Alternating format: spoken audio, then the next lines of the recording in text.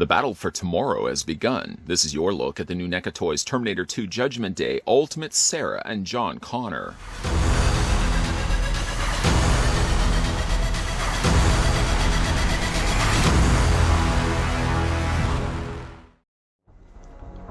Three billion human lives ended on August 29, 1997. The few who survived the nuclear fire of Judgment Day lived only to face a new nightmare, the war against the machines. In their effort to eliminate all remaining humans, Skynet sent two Terminators back through time. Their mission to destroy John Connor, the future leader of the human resistance. The first was programmed to strike at his mother, Sarah Connor, in the year 1984, before John was born. It failed. The second was to eliminate John when he was just a child. As before, the resistance was able to send a lone warrior to protect the boy. The only question was, which one would reach him first?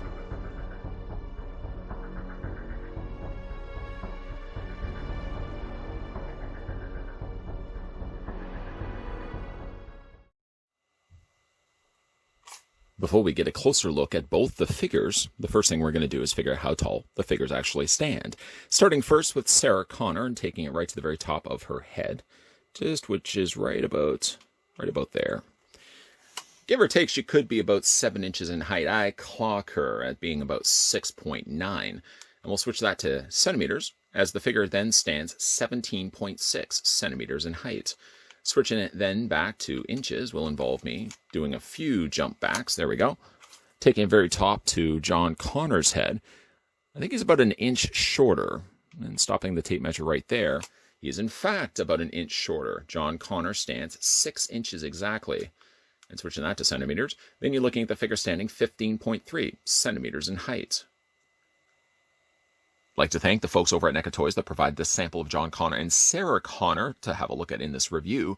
If you're in the market of picking these ones up for yourself, you don't have to adjust and alter the timeline. Don't want to do that. That's just going to cause havoc and problems. Simply can go to your local retail stores. You should find this set available right now. Let's have a look at the accessories that come included with, well, we'll start first with John, and then we'll make our way on over to Sarah Connor and have a look at all of her accessories and the figure and all that fun stuff. If you did manage to pick up the SDCC 2019 release John Connor, which was the only way we could get John, great. First of all, the fact that we now finally get him re-released. So if you didn't get a chance to get the 2019 exclusive, you still get the opportunity to get John Connor, but he is different than the one that we got from 2019. But his accessories seem to be the same. Let's have a look at those right now. I marveled at the fact, and I mentioned this before when we first looked at the 2019 release, John Connor, marveled at the fact that NECA Toys would include his little Atari Portfolio, one of the earliest laptops around. And while he wasn't necessarily learning anything, well, I guess he was learning things. He was learning how to tap into people's bank accounts and take money for himself. This seems to be the same portfolio that came included with the original 2019 release John Connor. You can see the uplink cable there on the side. Isn't that a serial cable? And then it goes all the way on. I think that's a parallel cable. And goes all the way in, as you can see right there, to the card. Insert stolen card now. And then he, of course, takes out some money to go to the local arcade. It does get a little cumbersome because you do have all these extra wires going for it, but I think when it comes time to displaying the figure, I'm probably going to be displaying him with the Atari anyways, as he certainly doesn't come included with his motorcycle. One thing that does change between this one and the one that came released in SDCC 2019 is that that figure came included with his motorcycle. So don't go getting rid of that set just yet. As I said, there are going to be changes between this one and that previous one that we had a look at. John Connor also comes included with his backpack, all done in blue. Not much then changes from the one that we had gotten before. Straps the exact same way that you can then take it and put it around the figure. Just bring his arms back like that. It's like dressing a very small child. Feed the arms through to the back loops, just like that, and then very carefully, very, very carefully, because of course these are rubbery plastic straps, feed them up the side. Can you see that okay? All right, cool. You can fit that just around his back, just like that, and instantly John Connor has himself a backpack, just like that. Couldn't be any bit easier, really. The backpack, as you can see again, is molded. My guess is probably black plastic, and then maybe, I don't know. Well, the straps are black, Perhaps, yes, the whole thing was molded black plastic and then they just painted the back done in blue. Some nice zippers both at the bottom as well as along the top. Zzz, zzz, and then you can get, of course, the stuff inside. Of course, this doesn't open. If it did open, you'd be able to put the Atari portfolio inside, but unfortunately this backpack is just a molded piece of plastic. The other thing, of course, that comes included with John Connor, and the same thing that also came included with the SDC release, is the Endoskeleton Arm, encased inside this tubular prison. If you are in case wondering, though, you can open this up. Just twist this off, take the top part off completely, and even one further still, let me just put that down so it doesn't roll off on me. You can then also go ahead and just remove this. You will want to be careful when you're removing it. The way that the arm is attached seems to be by a peg, and it does look like it's molded on the bottom. I haven't tried to... Oh, it is removable. Excellent. It wasn't sure if it was tabbed completely in place. I sort of just went off on a whim, thinking, hoping for the best. But yes, in fact, yes, you can remove the cybernetic arm. There you go. That's pretty cool. That fits then back into place like so. Then we could go ahead and put the canister lid back in place, and John Connor can carry this around. A little more difficult to be carrying around as it is right now. Be probably a lot easier if you just remove this completely, and then you can just tab this to his hand. So, for example, I'm going to go the full mile here to show you. Just take one of his arms here, and there's a little ledge here on the side, and that ledge just sort of fits into his hand. So if he wants to throw that into the lava at the end, he can do that. But there you go. It's nice the fact that he does include it. Again, none of these accessories do fit into his backpack because, sadly, the backpack is molded shut. And there's John Connor's accessories. Let's just pack things up, then we'll get a final closer look at the figure. Let's get the arm back in place, put the canister lid in place. Let's have a closer look at John Connor. I suppose really we don't need the backpack on him, so we'll just bring his arms back like this, and then just go ahead and slide the straps down his arm like that. I could have easily just edited this part. Didn't feel the need necessarily to show you, but just in case you were curious how to get that backpack off, I go that extra mile. We'll put that right over to the side here.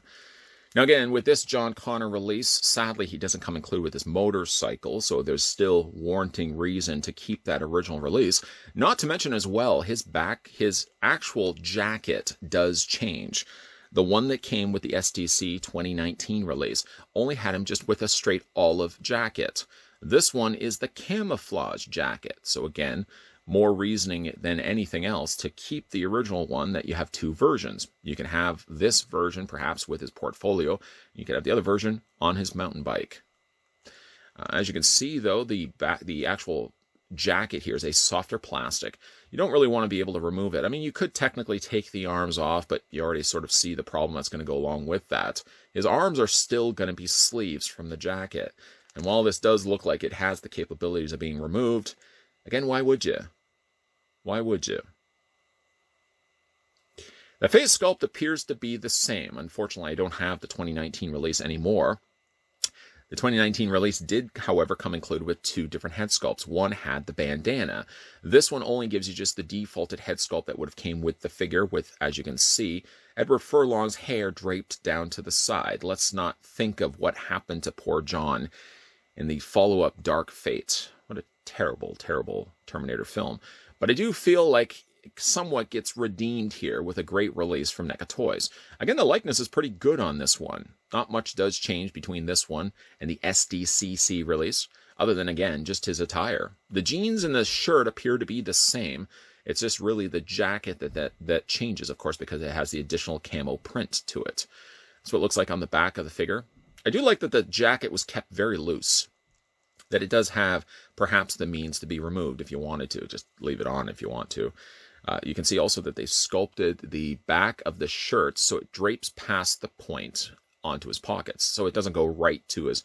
Because the way he wears his shirt, he wears it long. It would make no sense at all to have it shorter just for the sake of articulation. Don't worry, articulation isn't suffered on this figure at all. I do like he has the worn down looking jeans down to his sneakers.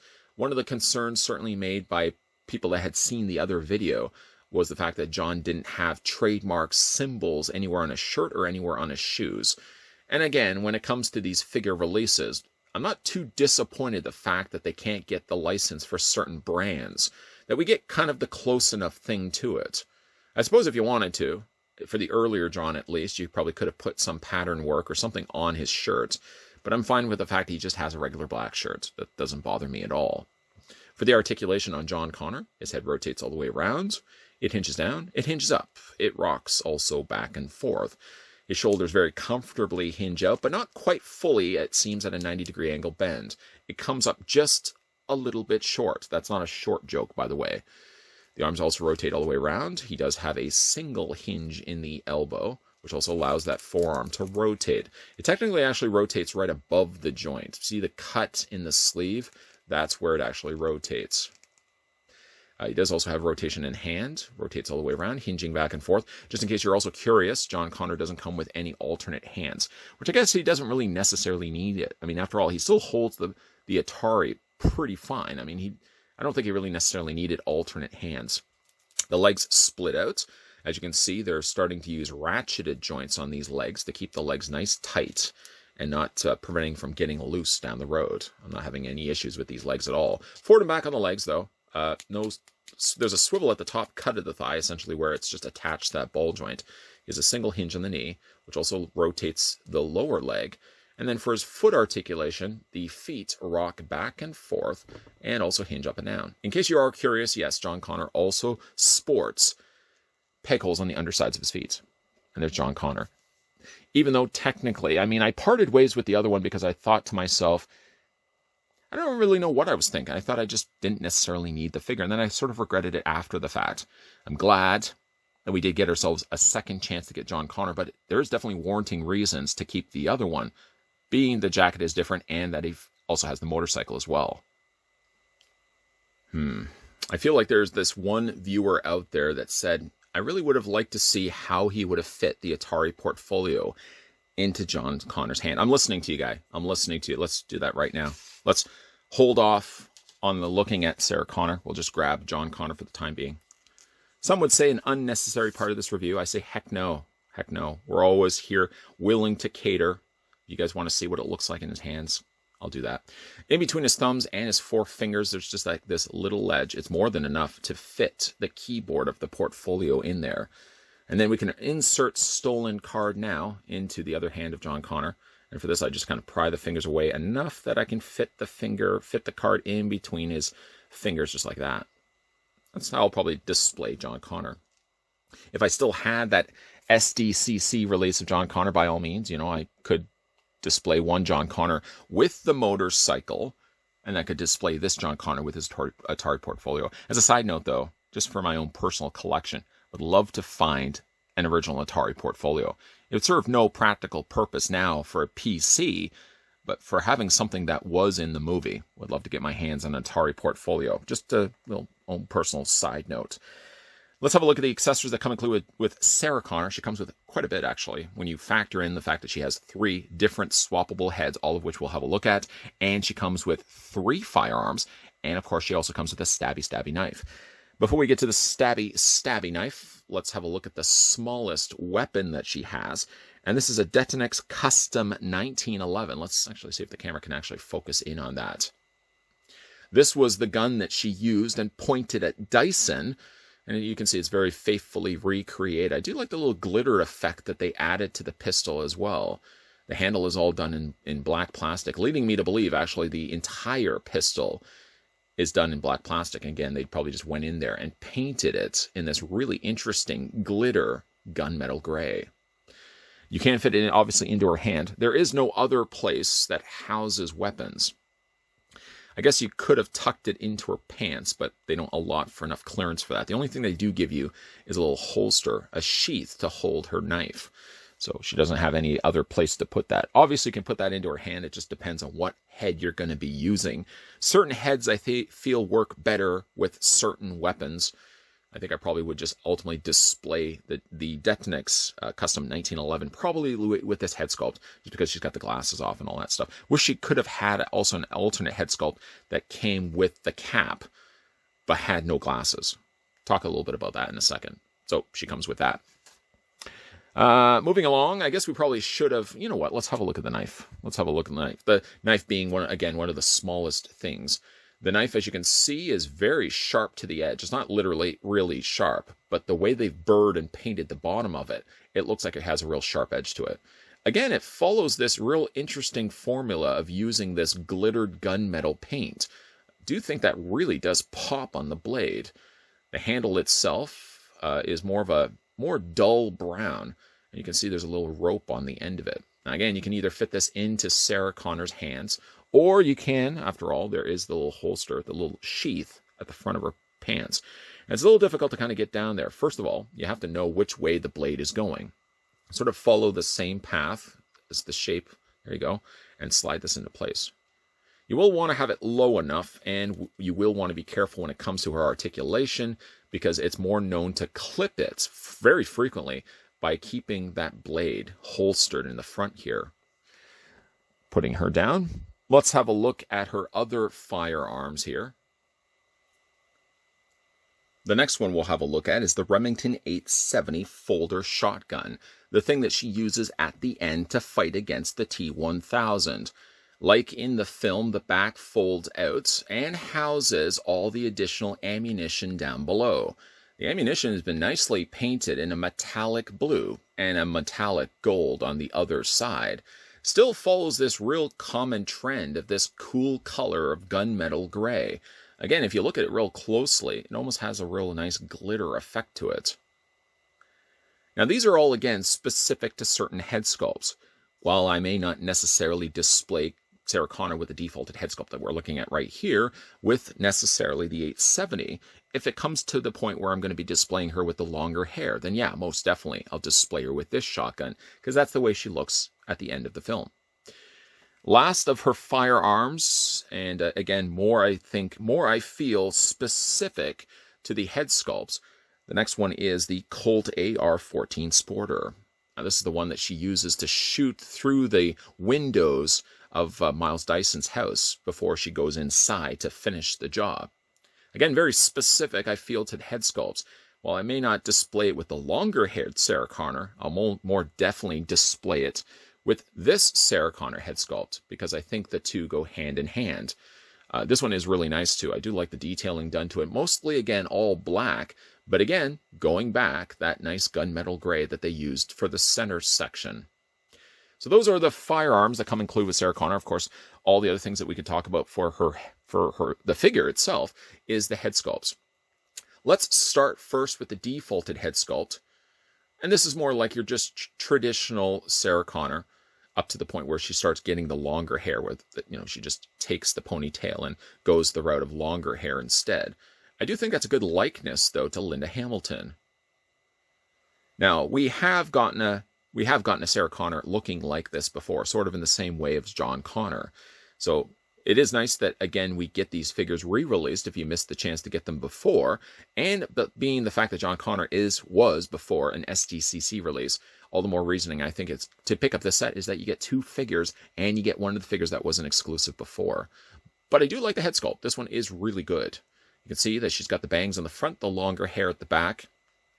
I have seen some people customize their Sarah Connor to when she's from, is it Pescadero? When she escapes the sanitarium that they have her inside. They have given her sort of like just the outfit, the white top and the white pants. I mean, maybe perhaps we could get a figure like that. I would love to see the idea of maybe of NECA Toys releasing more Sarah Connors in different outfits. I mean, yes, this is generally the outfit we think of when we think Sarah Connor, but it's not to say that they can't open the doors, or in this case, slide through the barred gates like the T-1000 did, and not release more of these Sarah Connors in different outfits. So this is the one head sculpt that she has. Of course, then we can go to the glasses version head sculpt, which not really much does change. It seems like the face mostly stays the same, complete with the same ponytail as well. The only thing that is different is the fact that she does have the cap as well as the glasses. I've always really wanted to get a pair of these glasses. I thought they were really cool.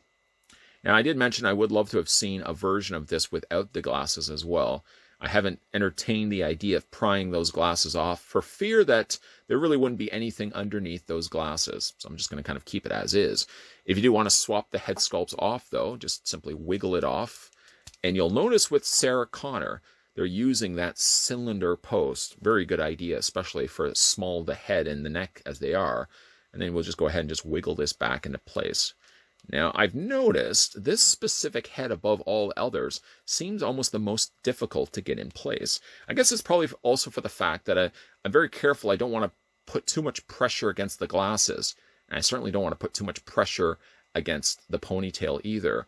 If you are having some difficulty getting that peg to sit properly, one trick you could also do too is just heat the hole up with like a hairdryer or submerge it in hot water, enough to soften up the joint. I didn't do this just yet, but it might make things a little bit easier when it comes to swapping out the head sculpts. There are the two head sculpts with the ponytail version, one of course with the cap, one without the cap, one with glasses, and one without.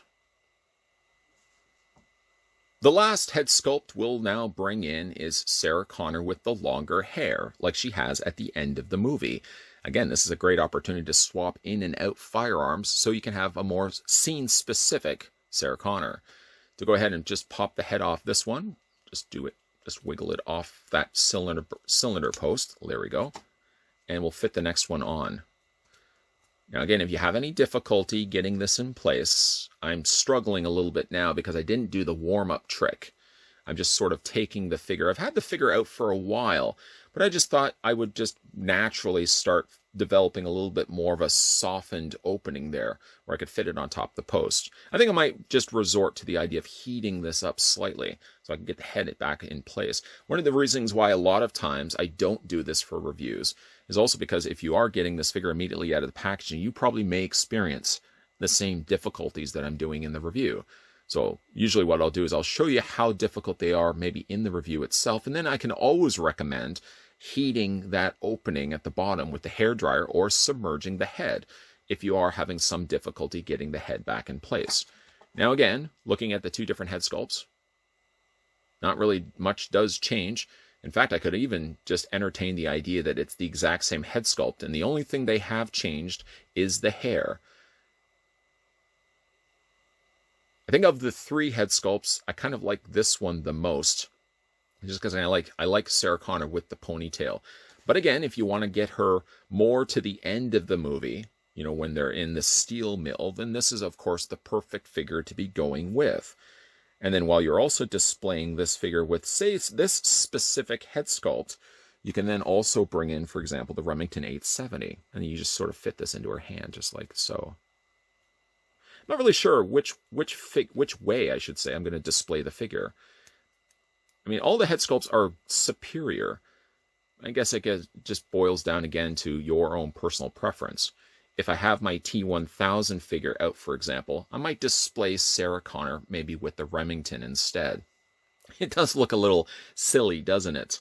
With her head not completely put down in place. Let's just see if we can get a little more pressure going there. Just wiggle, wiggle, wiggle. There we go. A little bit better.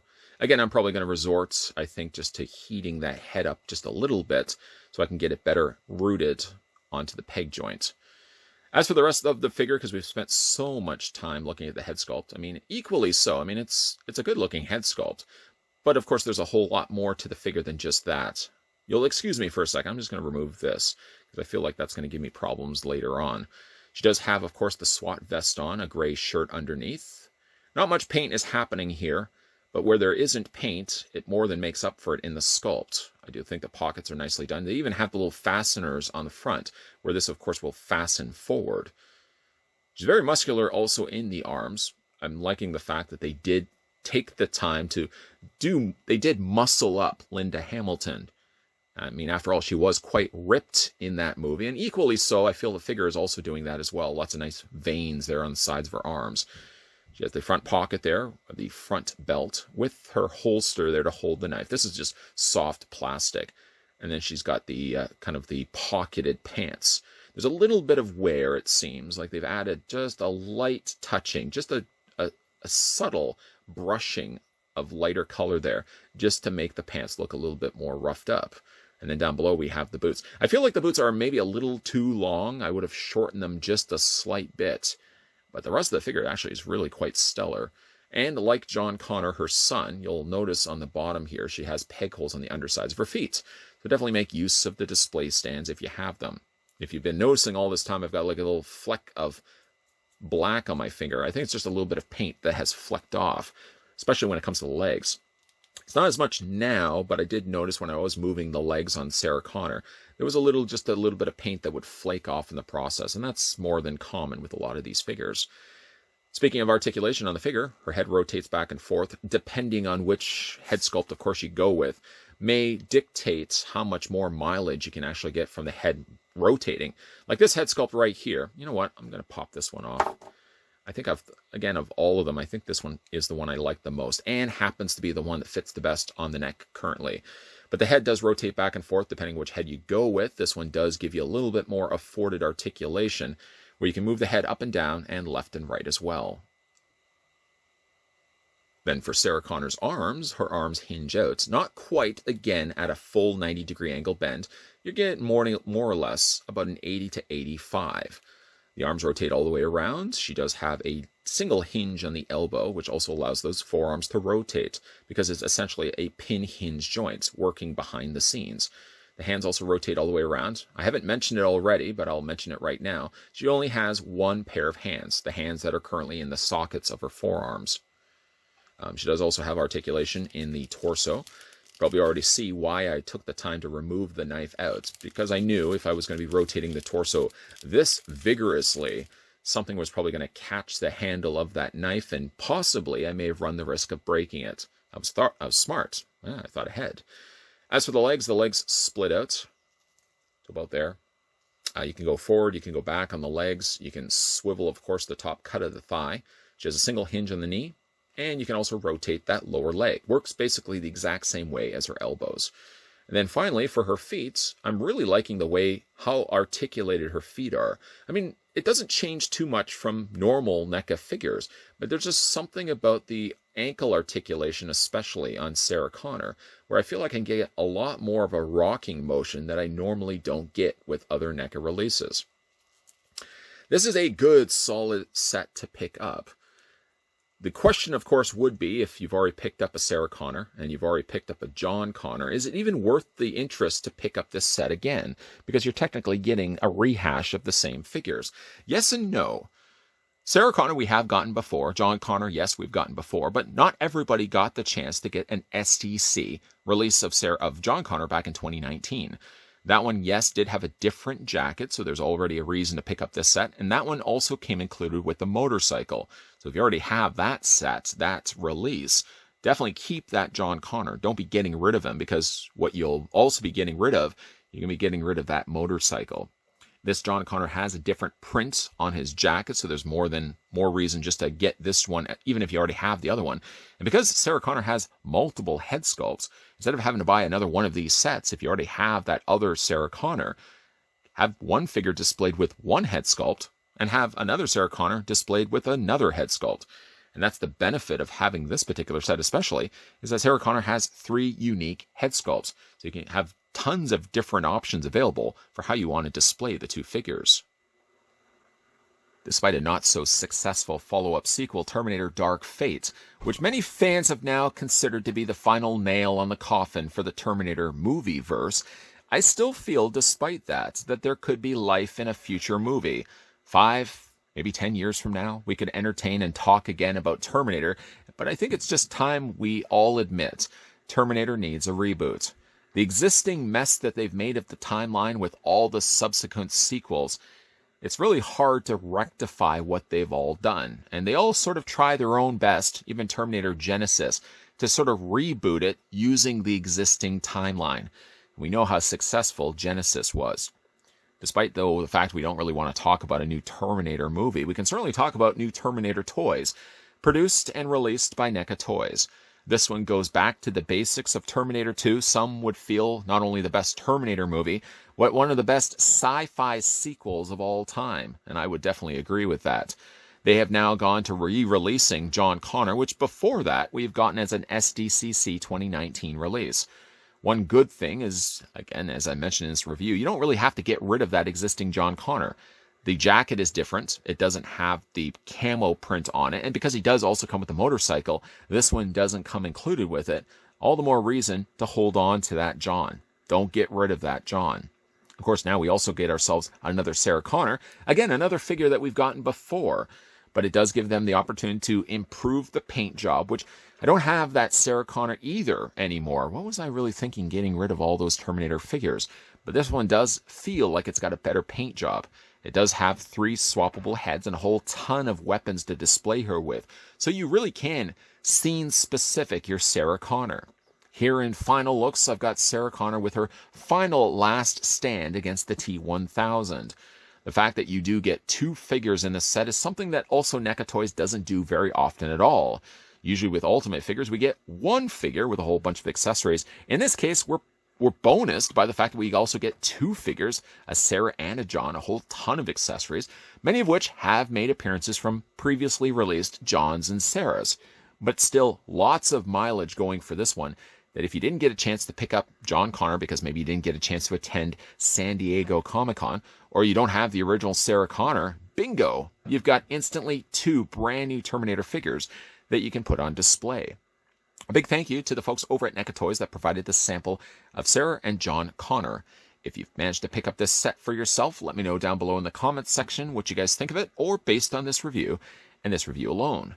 Also, if you are new to the channel and liking the content you're seeing, consider the idea of hitting that subscribe button down below, turning that bell notification on, and as always, keep your peepers peeled Monday to Friday, 12 p.m. and 2 p.m. Eastern Standard Time. Sometimes I do slip in there an extra video or 2 on the weekend, but 9 times out of 10, the format here on this channel is Monday to Friday, 12 p.m. and 2 p.m. Eastern Standard Time. And that is simple math. That's 10 videos a week. How do you manage? I don't. I literally am chained to this table, and I basically am intervened food from producer Tony. I'm really hoping he hasn't pre-chewed that food.